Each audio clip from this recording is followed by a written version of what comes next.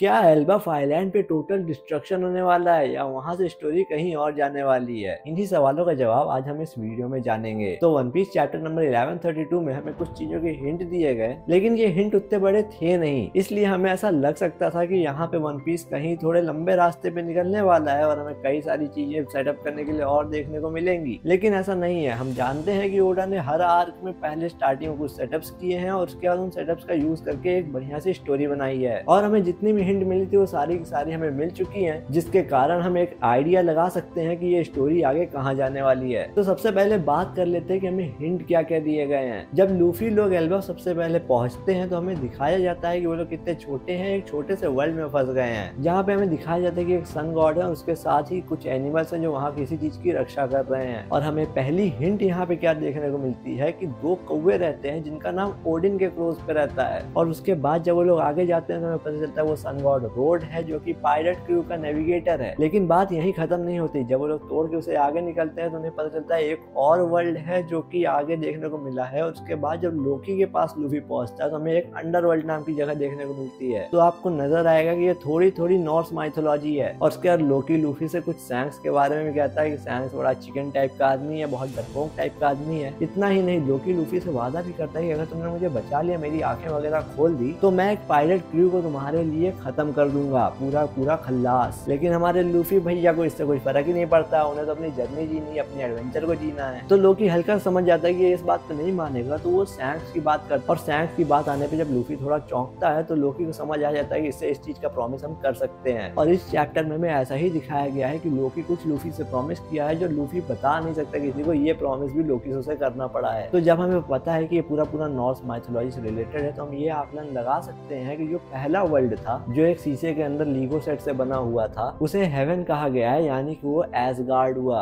और उसके बाद एक सन वर्ल्ड है जहाँ पे हमें बाकी सारे जाइंट्स दिखाए गए थे, यानी कि वो मिडगार्ड हुआ। तो इससे हमें स्टोरी एक तरफ जाती हुई दिखती है कि यहाँ पे रैग्नारॉक होने वाला है और रैग्नारॉक और कोई नहीं लोकी करेगा और पूरे पूरे एल्बफ को तबाह करने की कोशिश करेगा। यहाँ पर हमें उसॉप की लड़ाई देखने को मिल सकती है लोकी से डायरेक्ट, क्योंकि उसॉप किसी भी कीमत पे एल्बफ को तबाह होने नहीं दे सकता। और उसके अलावा क्योंकि यहाँ पे सैंक्स की भी बातें इस चैप्टर में हुई थी कि सैंक्स किसी बच्चे को भेजता है और कहता है कि ये नाम याद रखना, स्ट्रॉ हैट लूफी। तो आई थिंक लूफी के पास उस बच्चे को सैंक्स ने किसी मैसेज के साथ भेजा है, कुछ भी हो जाए लोकी को अनसील मत करना। लेकिन हो सकता है लूफी वहां पर लेट हो जाए और लोकी को वो या कोई और अनसील कर दे। सैंक्स को लोकी के द्वारा चिकन कहने के दो रास्ते हो सकते हैं। पहला, वो लोकी से 1v1 फाइट ना कर उसे बांध दिया हो, उसे फंसा दिया हो, इसलिए वो उसे चिकन कहता है। और दूसरा हो सकता है कि लोकी सैंक्स की मदद कर रहा था, लेकिन जब सैंक्स को लगा कि वो उसे नहीं बचा सकता, यहाँ से उन्हें भागना पड़ेगा, तो सैंक्स वहां से भाग गया और लोकी फंस गया। दोनों ही केस में एल्बफ और सैंक्स दोनों से लोकी गुस्सा है और यहाँ पे सैंक्स भी आएगा लोकी को हराने में लूफी की मदद करने के लिए। लेकिन वो लोग एल्बफ को बचा नहीं पाएंगे, जिससे एल्बफ डिस्ट्रॉय हो जाएगा। और एल्बफ डिस्ट्रॉय होते होते सारे के सारे जाइंट्स वगैरह को लेकर लूफी न्यू वर्ल्ड पहुंच जाएगा। और न्यू वर्ल्ड की खबर सुनकर मरीन्स, मीहॉक, सारे के सारे पायलट सब के सब वहां पहुंच जाएंगे, क्योंकि एक और रास्ता ओपन हो चुका होगा न्यू वर्ल्ड के लिए। और वहां पर होगा एक कंप्लीट बैटल रॉयल, जहां पर हमें सैंक्स, मीहॉक, ब्लैकबियर्ड, बगी द क्लाउन, क्रोकोडाइल सब के सब दिखाई देंगे और सब एक दूसरे से लड़ते रहेंगे। हो सकता है कोबी को भी आके लूफी से लड़ना पड़ जाए। और इसके अलावा उस फाइट में हमें कई सारे सीक्रेट्स देखने को मिलेंगे जो कि हर जगह छुपे हुए हैं। और उसका एक कंप्लीट अपोजिट वर्जन भी हो सकता है कि लोकी को हराने के बाद सैंक्स और लूफी की लड़ाई हो जाए और सैंक्स जॉय बॉय से पहले वन पीस हासिल करने की कोशिश में लूफी को मारने की ट्राई करे और बहुत ही दुख के साथ लूफी सैंक्स को हराए। उसके बिट्रे से वो बहुत ही ज्यादा दुखी हो जाए, लेकिन वो खुद को संभाले और वन पीस लेने की तरफ चल पड़े। और वहां जाते जाते जब पता चले कि इम्पेरर्स में से एक और मर चुका है तो पूरे वर्ल्ड का बैलेंस बिगड़ जाए और उसके बाद मरीन वगैरह आए। इस बार सैंक्स नहीं होगा, मीहॉक की लड़ाई डायरेक्ट जोरो से होगी और लूफी की लड़ाई डायरेक्ट ब्लैकबियर्ड से होगी, जहाँ पर क्रोकोडाइल वर्सेस अकाइनू भी देखने को मिल सकता है। और उसके अलावा हमें कई सारे बिट्रेयल्स हर साइड से देखने को मिल सकते हैं, जैसे ब्लैकबियर्ड को बिट्रे करके आओ कीजिए मरीन के साइड या फिर लूफी के साइड हो जाए, और किजारू भी मरीन्स को बिट्रे करके लूफी की मदद कर दे। क्योंकि हमें एक हिंट ऐसा मिला था कि किजारू ने लूफी को खाना दिया है, क्योंकि लाइट की स्पीड से खाना और कोई नहीं दे सकता। इसके अलावा फुजीटोरा भी अपनी जस्टिस के लिए लड़ता रहे, लेकिन जब वो देखे कि जस्टिस यहाँ पे नहीं है, जस्टिस लूफी की साइड होने में है, तो वो लूफी की साइड चला है। और ऐसा करते करते लूफी ज्यादातर लोगों को अपनी साइड कर ले और उसके बाद उसकी बैटल ईमू से हो। लेकिन ईमू और 5 एल्डर्स की बैटल इतनी आसान नहीं होगी और सारे के सारे लूफी के साइड से ईमू और उन सबसे लड़ने के लिए तैयार हो जाएंगे। और इन दी एंड गार्ड ड्रैगन जैसे कैरेक्टर्स लूफी की मदद करने के लिए वहाँ पर आ जाएंगे और जब सब के सब लूफी के साइड हो जाएंगे, सब में एकता हो जाएगी, फिर सब लोग साथ में वन पीस क्लेम करेंगे और उससे दुनिया को बचाएंगे। और इसी के साथ लूफी का ड्रीम भी पूरा होगा, जो कि मुझे लगता है रेड लाइन को तोड़ना है, जिसके कारण सांजी का भी ड्रीम खत्म हो जाएगा एक ऑल ब्लू देखने के लिए। वहीं जोरो मीहॉक को हराकर वर्ल्ड का सबसे बेस्ट स्वॉर्डमैन बन जाएगा और फ्रैंकी की सिर्फ पायरेट किंग की सिप बन जाएगी, जो कि उसका भी ड्रीम को कंप्लीट कर लेगा।